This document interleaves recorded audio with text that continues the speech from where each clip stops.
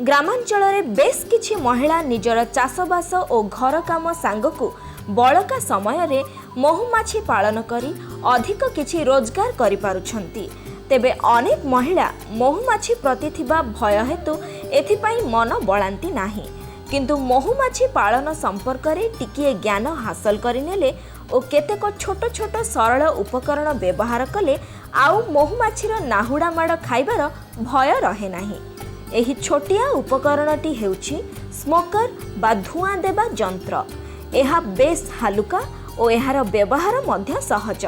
महु बाक्सरू महु फेणा बाहर करने समय रे एहा साहाय्य रे टिके धुआं देले माछी माने आक्रमण करती नाही।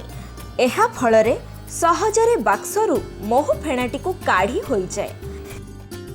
धुआं यंत्र आमर राज्य खदी बोर्ड आउ विभिन्न प्रकार महु चाष समिति आउ तैयारी कर जो माने महु चाषी अच्छा बड़ बड़ महु चाषी से पाखे सब महु ये धुआं यंत्र मिल।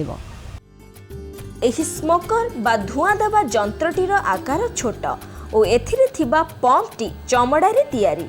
एथिरे एक लुहा स्प्रिंग लागिछि जहाकु चिपिले लुहा नली बाटे पवन बाहर को ठेली होई ता चापरे सेथिरे धुआं बाहरे। एही स्प्रिंग लगा पंप और धुआं बाहरिबा नलीटी को एक छोट लुहा पाइप द्वारा संजोग करा जाइछि।